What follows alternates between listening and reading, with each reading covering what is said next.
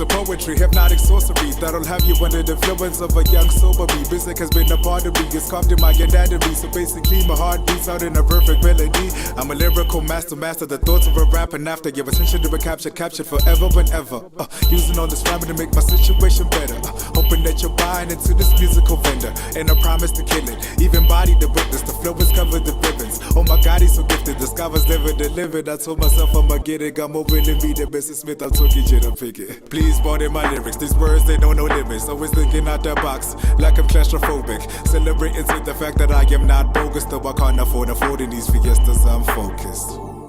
Good evening, Molweni, Sanbonani, hello, Dumelang, Avsheni, Ikamalama official Lindokuhle, and welcome to my official Varsity show. This is where we're going to be discussing issues affecting us as students here at University of KwaZulu-Natal PMB Campus. On today's show, I went around campus with my camera, Ngambengbuka ama first year students, and asked them a simple question: what does it feel like to be at university? We know that last year they were in high school or either they had the gap years, but this year they are here, they are officially here. So they got to tell us how do they feel, and ezinye izinto abazihlosile ngalo nyaka ezama first years nazo zonke ezinye izinto eziyifiso zabo. Take a look at what they had to say.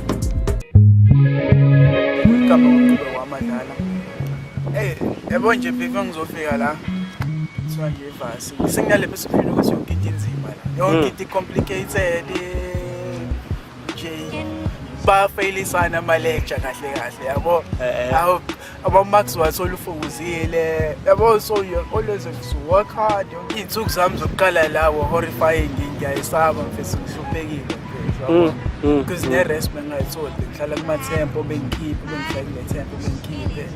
So yabo finally ngize ngayithola last yesterday yabo, but nje so far umuntu kumele abekezele nje angashesha lahle ithawuni. Hayi mhlawumbe advice ephuma kwena ephuma kwena kithi ephuma kumina. So far phela mina mhlawumbe ngisaya give up because ngiyaqeda, but then because sengifike so far ngisaya give up yabo. So komunye ozayo ngizothi naye kahle this is a world where everything you get to thola ngokusebenzela. You have to fight for what you want. Basically igama lami ngusane wamadala, ngishaye Bachelor of Social Science, Government Business and Ethics. Hey, mina konke ngingakusho mfethu ngaphandle ukuthi kunzima, especially izinto zama finance. Ngongenawo funding because ningi inkinga obhekana nazo yabo. Yonke into nje la imali nesikhathi asikho, and since umophuma esikole izinto ujwayele ukwenziwe la uzenzela yonke into yabo, and ngekho kunyakile yabo. Nalabo abakhona abakusizayo abasatisfy kahle yabo, bakushiya nje ngembuzo engaphenduleki.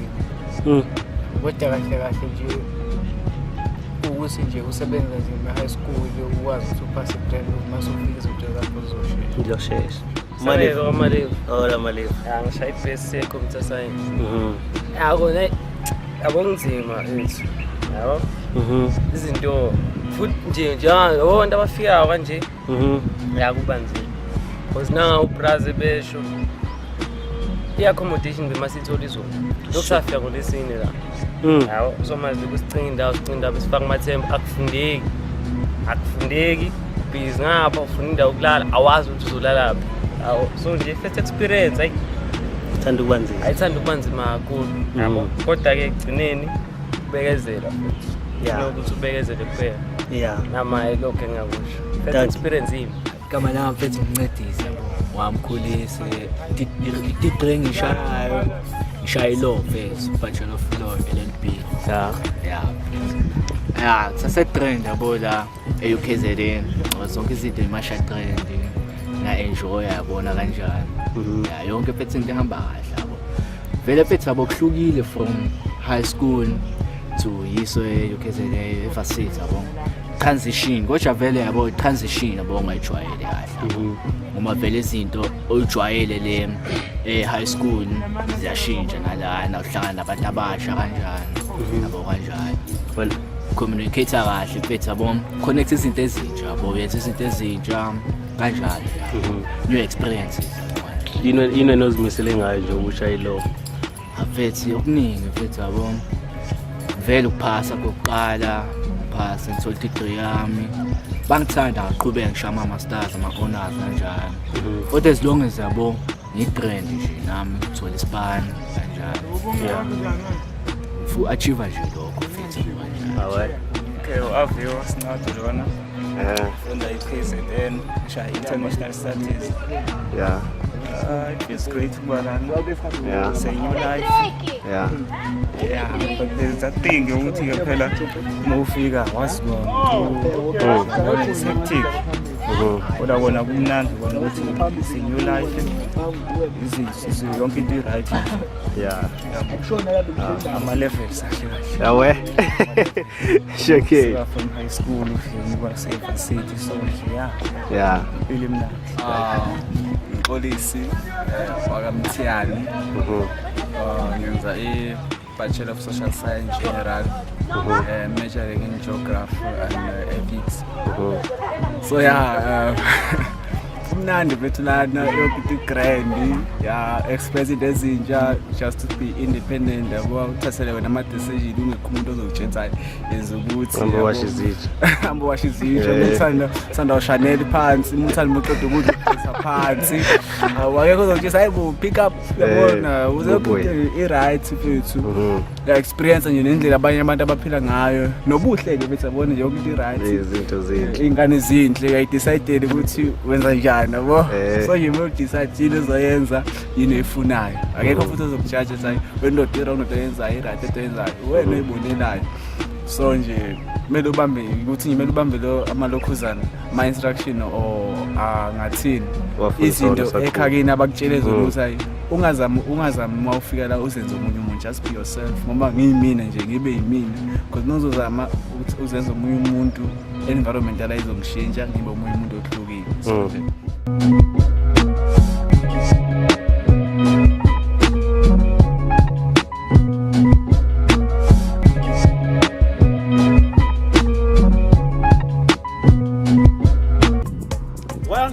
that was my first year's allies calling, not only. We're still gonna go around campus and getting more to say their views here on my official Varsity show. And I also went around in Abuja, I'm returning students with Bona. What seems to be a problem with abantu bangaqeda degrees on time, and what also seemed to be a problem live varsity and bangawaqwashisa kanjani ama first years since us joinile kulonya. And this is what they had to say.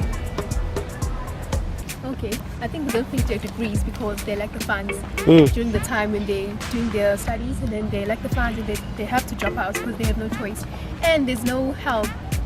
Okay, there's NSFAS, but then there's like long criteria of what is needed, and then there's other funding which also takes loads, like, and maybe the bureaucratic people, it also affects the system somewhere along there when trying to acquire funds. That's what I think. What do you think? I don't. You don't think? You think popcorn distracts people? They eat popcorn, so they're lazy to speak. Serious, they are so ashamed to speak. Are they okay? What do you think? I know you're thinking think of they're something. They're lazy to study. Yeah, of course. If you don't study, then you're not going to finish that. What can be done? What can unlazy them? And lazy. Yeah, if there's a word like that. Hard work. Hard work. Hard work. All the way. Tutorials, I think they're also helpful.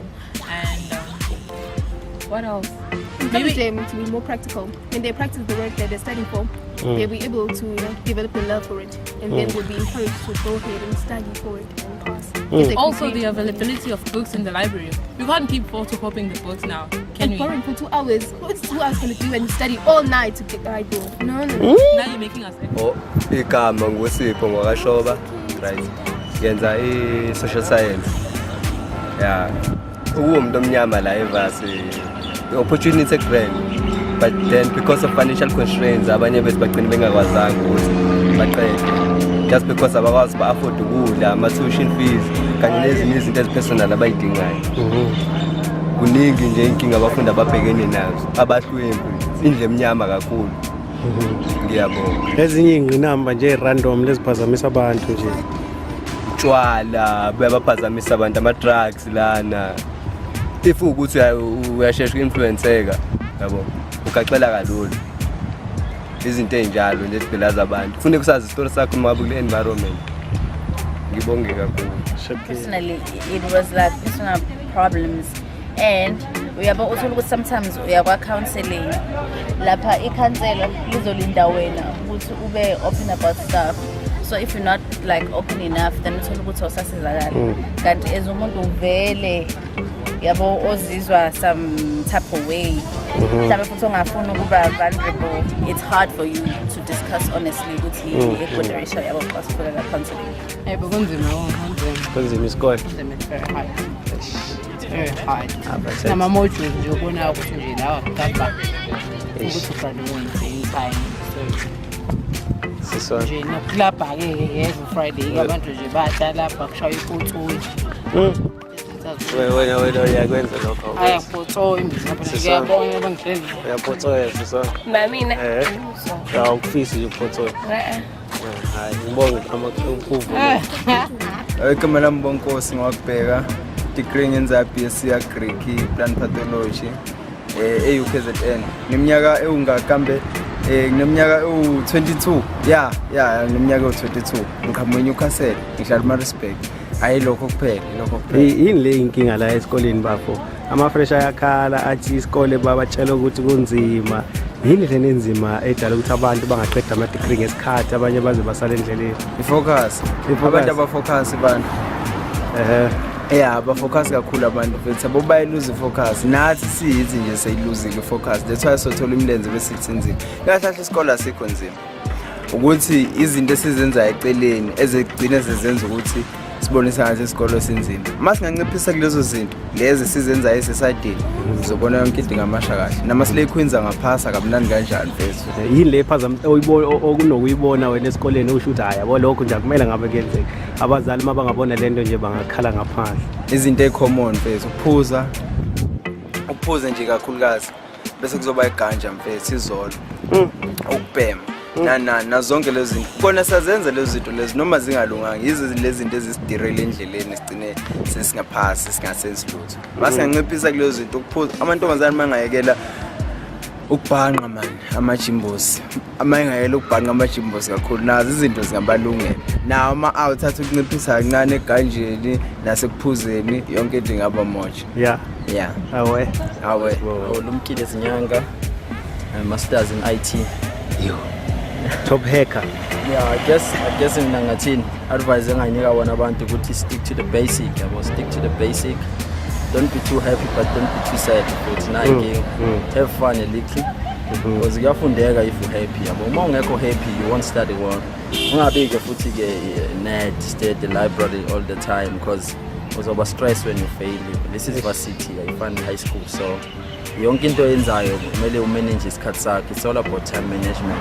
Because abantu abaningi benza amaphutha ukuthi they don't go to clubs, they don't drink, kodwa manje abaperform because they are not studying yabo. Kune-Wi-Fi ke lana which is different from high school. And futhi environment it's very different. Ingakho kubalekile ukuthi you should be happy all the time. If we're happy uzokwazi ukwallocate isikhathi sakho. I guess stick to basic. All right.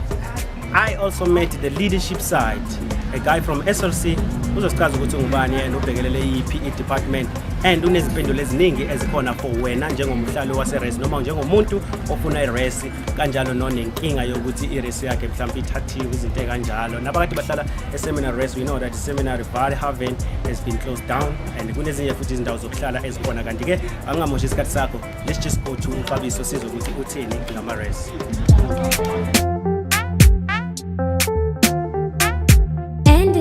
The big Lord.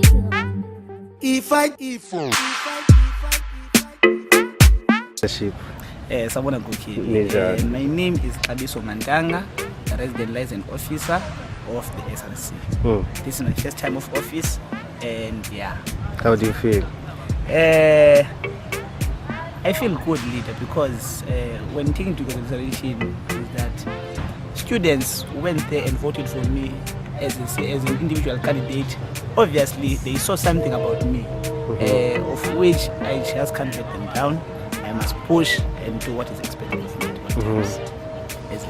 How has the experience been so far? We know that it's the beginning of the year and students, they come to you with so many problems. How has been the experience? Have you been able to help them where you need to? or has been there a problem where you failed to help them and you feel so like you let them down? Yes, leader. That is a very good question, by the way.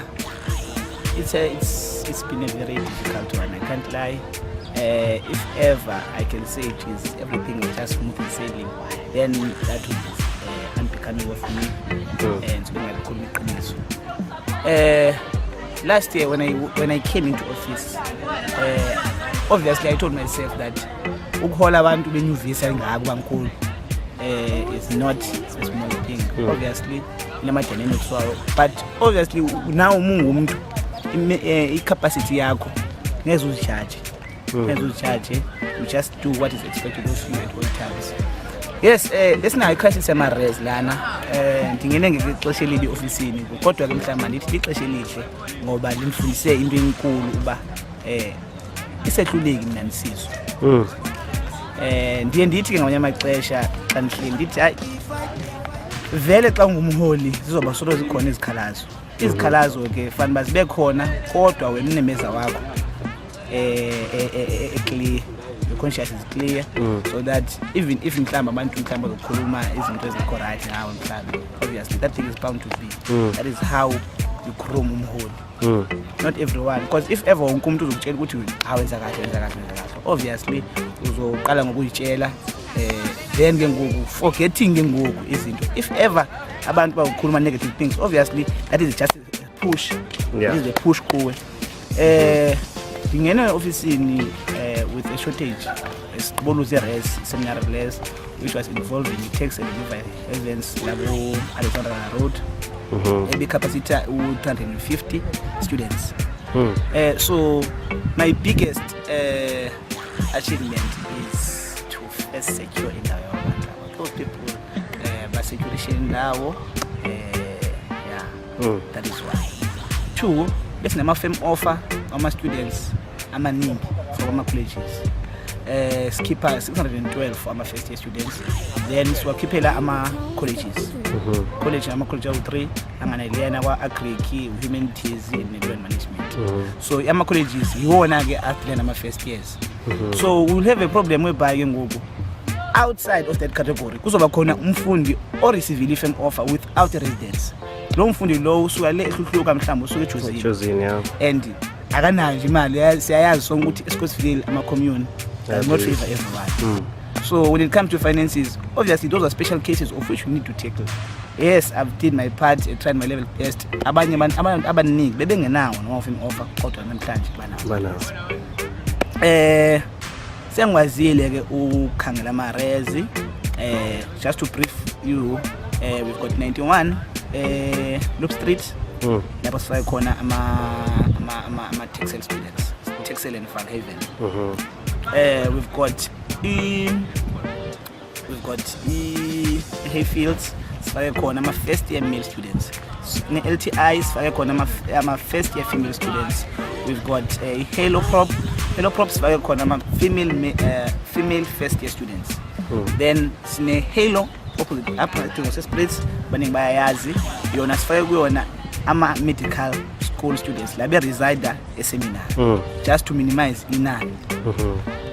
We've got ke ngoku ezinye indawo like we've got any Oribe Road, just next to Pelham stores lapha nasifake khona ama returning male students. We've got Dalwich sifake khona ama returning female students. We've got St. Patrick's sifake khona ama returning male students. Yeah, for now, yes, that is the case. Obviously, we can't stop pushing umuntu ngabikho accommodated. Currently speaking, there is a building, upside building, 240 Church Street. Upside building, we tried on duty last year, so I said to myself, no, just because duty permit, let me just secure them down. I'm building my bone down and down to Zikhali. It will capacitate 240 students. So currently what we're doing now is that kukhona a cut-off date which is on Sunday.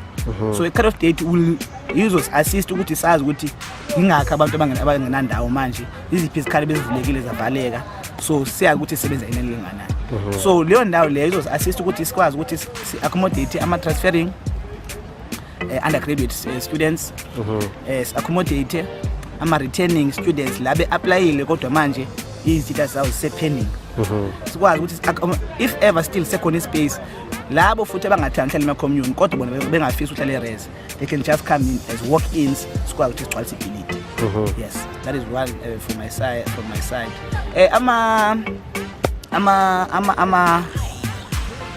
Ama-weaknesses mhlawumbe ngathi nje mhlawumbe into nje bezingeza ngishaya kancane. Into ekeza ngishaya is that abantu abafumenanga indawo ngesikhathi abafike kuzo. Befika abantu e-housing probably like umuntu uzofika mhlawumbe isuka Eastern Cape mhlawumbe. Bayifikayo apha uzohlala elayinini usuku lonke ngoba manje sibhizi nathi singaphandle sightseeing, sikhangana namabhilidi, back to back meetings. Then xa sibuya kwa-housing ugcwele laphayana abantwana babantu akhange benayo indawo nexesha loba mhlawumbe bayothenga ukutya into ezinjalo. So yeah, loo nto leyo ibingathi mhlawumbe ba-later down, but obviously ibiyinto esizabona. That is why each and every day akekho umuntu ogwalela phandle futhi I made sure of that. I made sure ukuthi nje every day futhi I came back with the new building ezokwazi futhi ukuthi accommodate abanye abantu. Yes, that is it. Is that what you can say? Well, okay, sesivala nje emphathi. What can be your message to ama first years asanda fika la esikoleni? We know ukuthi they're not familiar with the varsity life, and ke susibekele linking ekhona nesombululo ozama ukufika nazo nezinye ofike nazo. What can you say to ama first years? Yes, thank you very much. I'm a first year students. What message nje engase ngibaxelele nje? Angeke ibende kakhulu. Ngase ngikhote ngithi nje open hearers inhlungu yabazali bethu yaziwa sithi. Incango zonke ziyafana kodwa ngaphakathi azifani. Sasuka emakhayeni onke afana ngeminyango kodwa ngaphakathi afana. Inhlungu yabazali bethu yaziwa sithi. With that in mind, if ever umuntu mhlawumbe feels like udinga usizo, obviously like this is the first semester, it's the first trimester, abantu are not even familiar ukuthi mhlawumbe ngidinga usizo olunganje ngiyakuphi. Ama-office wethu akhona, siyavula nje kuseni ngo-8 o'clock, siyivala nje ngo-5. Even beyond ama-office hours. Siyafumaneka ama-numbers wethu akhona, you can just call us. Yam ithi 083 8635 138. That is my number anytime. Noma mhlawumbe nenkinga ebusuku, I'll just respond. All right. Thank you.